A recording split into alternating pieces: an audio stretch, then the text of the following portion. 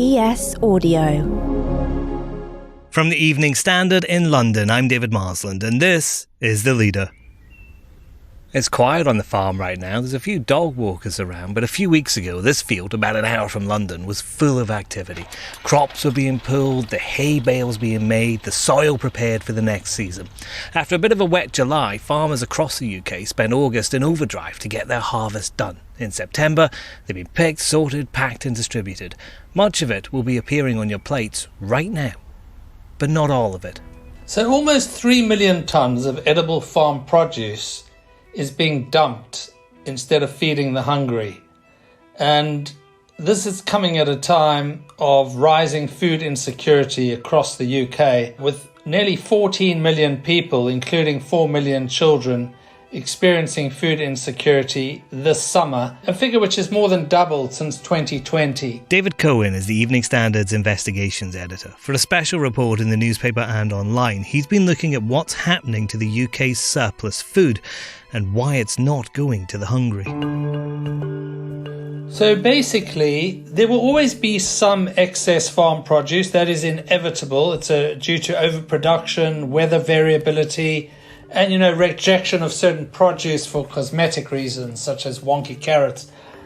But what is especially egregious is that there is about 64,000 tonnes, which is 150 million meals, of perfectly good produce, perfectly good to eat produce, that is going to the AD plants. This is the anaerobic digestion plants that take this food and turn it into a sludge that is used to produce biogas and digestate for farmers. So anaerobic digestion it's actually a great technology. It's a real environmental benefit. George Wright is the CEO of FareShare, the UK's largest food redistribution charity. Biomaterial is put in a tank, the air's taken out, and it effectively composts. And that compost, it generates heat and it generates gas. And both the heat and the gas can be used for energy. It is a great thing. The anaerobic digestion industry is doing a good job. It's just that we have got an issue, which is the subsidies that go to it are wildly in excess of the fact that none of the money goes into surplus redistribution. That's where we think there's a problem. And as a result, sometimes perfectly edible food ends up in those digesters.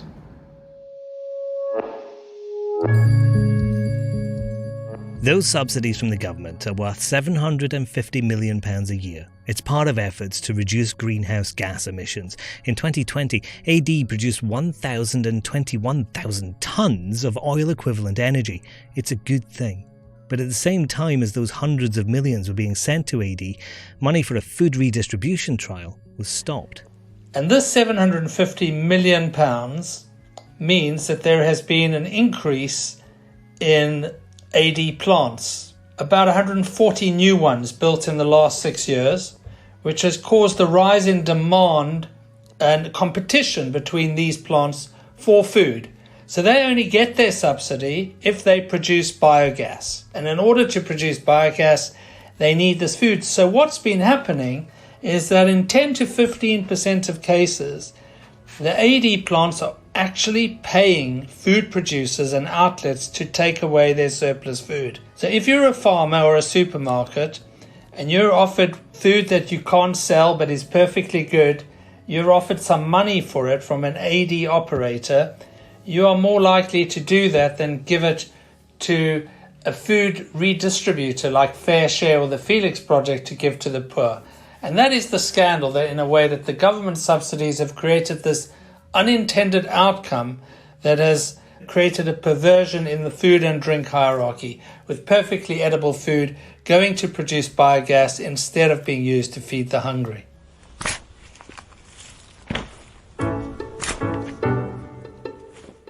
It's not simply a case of farmers getting their ploughs out, digging up some crops and handing them over to hungry families. It costs money to harvest a field. Staffing costs, machinery costs, packaging costs, transport costs, and then, of course, they've already paid to put the stuff in the ground and grow it in the first place. A report after last year's harvest showed farmers across sectors saw cost rises of an average of 34% on 2021, threatening the viability of their business.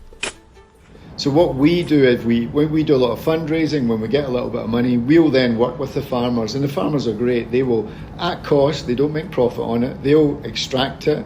We'll just cover the cost of that extraction and we'll redistribute it. George Wright again. In fact, in 2018, the government gave us about 1.9 million to do a study on how could we do this sort of on an ongoing basis. And for that 1.9 million, we generated 4,500 tonnes of food that we could redistribute. So it was incredibly effective economically. So what that shows is there is food out there. There's a small cost in terms of getting it out. But of course, generating that funds during a cost of living crisis is very difficult. And that's where we think the government could step in.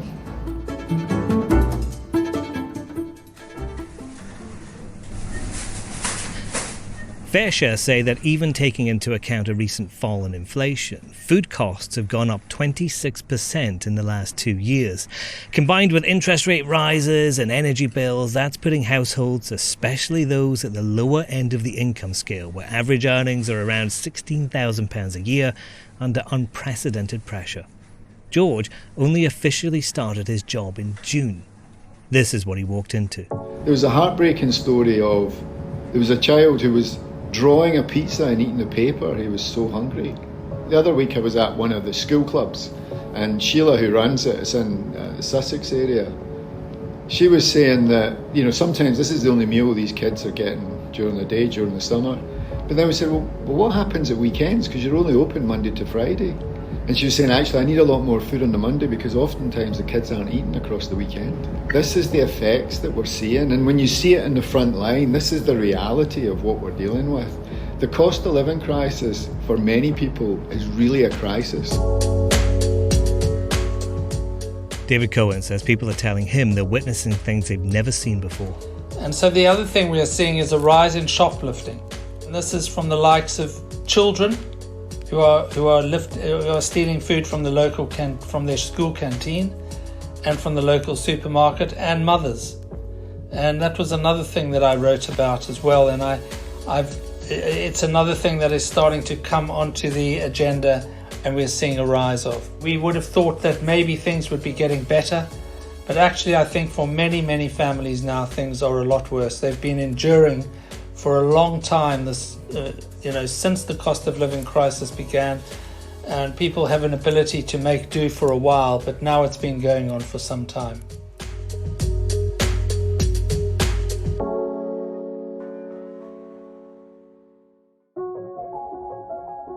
FareShare say taking £25 million annually from the £750 million given to the anaerobic digestion industry would provide an additional 42,500 tonnes of surplus food, or around 100 million extra meals. The AD industry, though, says there's another solution. Charlotte Morton, the chief executive of the Anaerobic Digestion and Bioresources Association, told the Evening Standard they estimate 86% of wasted edible food is thrown away to landfill and incineration.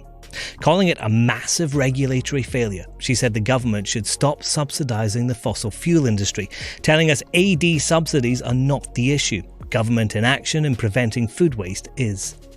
A DEFRA spokesperson said there are no current plans to extend grant funding in this space.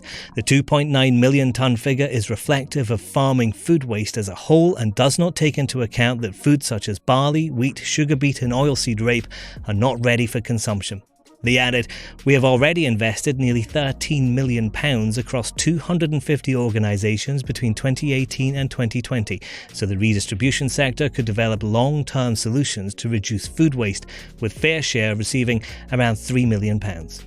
George Wright says 127 MPs on both sides of the House support the idea of government funding for what the charity is calling a surplus with purpose scheme. No one wants to see this. But this is where you need the government departments to talk to each other, to work together, and we need someone in leadership, DEFRA, the PM, to step in and say, do you know what, this regime needs to be better balanced because there's an opportunity to feed more people. I mean, when I visit the front line, when I see what's going on in the charities, when you see people that are struggling, that are hungry, when you see some of the stories I told you earlier, There is nothing that I can think of as more urgent than this.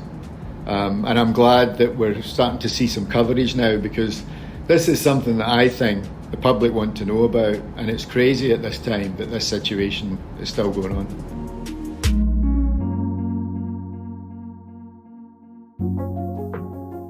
And that's the leader. There's more on this story in the Evening Standard newspaper and online at standard.co.uk.